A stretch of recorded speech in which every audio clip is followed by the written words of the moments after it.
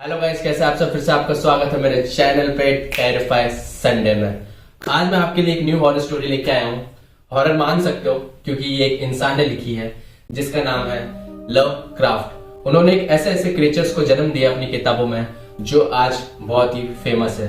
चलो जानते हैं लव क्राफ्ट के बारे में, उनकी जिंदगी के बारे में और कैसी उनकी जिंदगी रही। तो चलो शुरू करते हैं।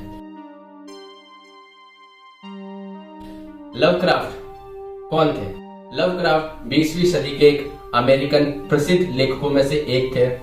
उनका जन्म 20 अगस्त 1890 में हुआ और उनकी मृत्यु 15 मार्च 1937 में हुई। इनको लवक्राफ्ट को कॉस्मिक हॉरर स्टोरीज के लिए काफी जाना जाता है क्योंकि इसमें अलग अलग क्रिएचर्स उन्होंने जन्म दिए अपनी सोच से। लवक्राफ्ट ने कॉस्मिक हॉरर स्टोरीज के बारे में अपना कॉन्सेप्ट रखा था जो कि आगे जाके उनको नई दिशा दी और काफी फेमस हुई। और आज के दौर में उनका कॉन्सेप्ट बहुत ही मजबूत है और आज जितनी भी फिल्में बनती है एलियंस स्पेस रिलेटेड सब उन्हीं के ही क्रिएशन के तौर पे फिल्में बनाई जाती है क्योंकि जितने भी जो एलियंस और हमें मूवीज में दिखाए जाते हैं वो उन्हीं की सोच की पनप है जो आज भी फिल्म इंडस्ट्रीज में यूज की जाती है उनसे इंस्पायर होके।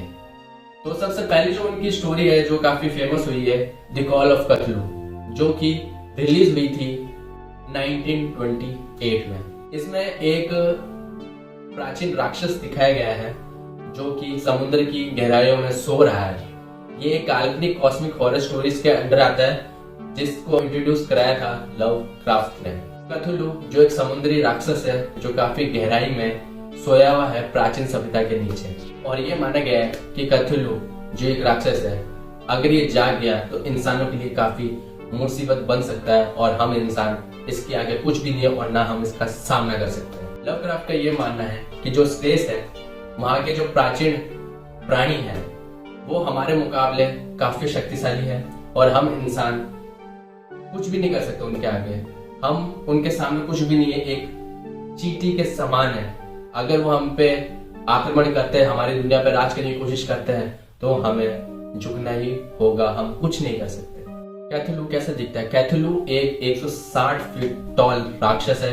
वो एक ऑक्टोपस की तरह दिखता है और वो बहुत लचीला है। उसके जो यहाँ पे बहुत सारे टेंटिकल्स हैं और बहुत सारे हाथ पैर हैं। और कैथलू के माध्यम से लवक्राफ्ट ने ये बताने की कोशिश की है कि आउटर स्पेस से हम पे कोई नजर रख रहा है और हमें इस चीज की भनक भी नहीं है और हमें यह नहीं पता कि स्पेस कितना बड़ा है, कितना मिस्टीरियस है। और यहाँ पे हम सिर्फ अकेले नहीं रहते, यहाँ पे और भी क्रिएचर्स रहते हैं जो हमारे लिए बहुत खतरनाक हो सकते हैं। जो लवक्राफ्ट ने कॉस्मिक हॉरर स्टोरीज में अपने जो विचार डाले हैं उसमें सिर्फ यही बताया गया है कि हम ह्यूमंस कुछ भी नहीं कर सकते। अगर आउटर स्पेस से हमारे ऊपर कोई भी आक्रमण होता है तो हम एक लिमिटेड सोच वाले प्राणी हैं और हमसे भी आधुनिक प्राणी इस ब्रह्मांड में रहते हैं। और जो आउटर स्पेस के जो प्राचीन प्राणी हैं वो हमसे ज्यादा आगे और हमसे ज्यादा पावरफुल है।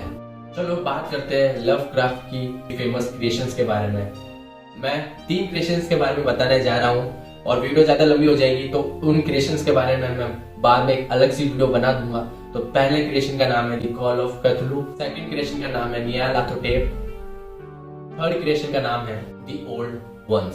सेकंड क्रिएशन है न्यायरलाथोटेप। इसमें यह बताया गया है कि ये एक मिस्टीरियस प्राणी है जो ब्रह्मांड में रहता है और ये लवक्राफ्ट का ब्रह्मांड का हिस्सा है। जो थर्ड है द ओल्ड वंस, इसमें यह बताया गया है कि ये एक प्राचीन प्राणी है जो युगों युगों तक ब्रह्मांड से हमें देख रहे हैं और ये पृथ्वी पे काफी सालों से शासन करते आए हैं और अब इस टाइम पे ये समुद्र की गहराइयों में सो रहे हैं। हम बात करेंगे अब लवक्राफ्ट के जीवन के बारे में। लवक्राफ्ट का जो जीवन था काफी स्ट्रगल से भरा हुआ था। उन्हें काफी असफलताओं का सामना करना पड़ा। उनको काफी हेल्थ इशू थे और फाइनेंशियली बहुत दिक्कत थी। उनको इन सब चीजों से भी जूझना पड़ा। उनकी जो मेंटल हेल्थ थी वो भी ठीक नहीं थी जिस वजह से उनका निधन बहुत जल्दी हो गया। अब हम बात करेंगे लवक्राफ्ट की फेमस स्टोरीज के बारे में। पहली स्टोरी है the call of Cthulhu, second story है at the mountain of madness, third story है the colour out of space, fourth story है द डनविच हॉरर। ये 4-5 स्टोरीज है जो लवक्राफ्ट के जीवन में काफी प्रभाव डाला और ये स्टोरीज काफी फेमस है। टिल द डेट आज भी बहुत फेमस है ये चीजें। अब हम बात करेंगे लव क्राफ्ट का ये जो क्रिएशन था, कैसे शुरू हुआ, इसके पीछे की क्या कहानी थी। तो लव क्राफ्ट का जीवन शैली बहुत ही कठिन था, स्ट्रगल का उन्हें बहुत सामना करना पड़ा, लेकिन जो उनके जो सबसे करीब था इंसान वो थी उनकी ग्रैंड मदर। उनकी ग्रैंड मदर उनसे काफी ज्यादा क्लोज थी और वो अपनी ग्रैंड मदर से काफी प्यार करते थे, क्योंकि उन्हें कभी माँ बाप का प्यार मिला ही नहीं। उनका जो पालन पोषण है उनकी दादी ने ही किया था। उनके पेरेंट्स में इतनी बनती नहीं थी, एचपी लवक्राफ्ट के जो पेरेंट्स थे उनकी बनती नहीं थी। और जो उनके जो फादर का नाम था एचपी लवक्राफ्ट का, Winfield Scott Lovecraft. Winfield Scott Lovecraft उनके फादर का नाम था, और जो उनकी मदर का नाम था सारा सुजैन फिलिप्स लवक्राफ्ट उनकी मदर का नाम था। तो इनके पेरेंट्स के बीच में बनती नहीं थी, और जो उसके पिताजी थे लवक्राफ्ट के, एचपी लवक्राफ्ट के, वो मेंटली इशू से काफी गुजर रहे थे, और ये दोनों अपने बच्चे पे ध्यान नहीं दे पाए एचपी लवक्राफ्ट के ऊपर, और ना लवक्राफ्ट के माँ बाप पे इतनी बनती थी, और वो हमेशा अकेला महसूस करते थे लवक्राफ्ट। लेकिन उनके जो दादी थी उनके काफी क्लोज थी।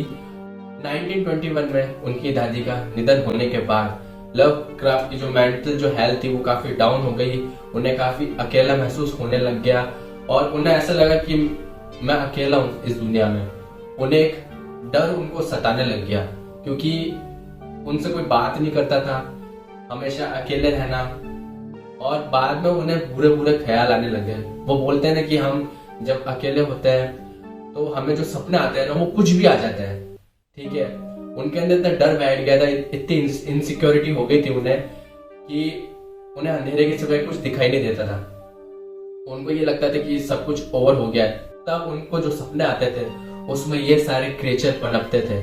तब इन्होंने इन क्रिएचर्स को किताबों में उतारा, जो आज काफी फेमस है।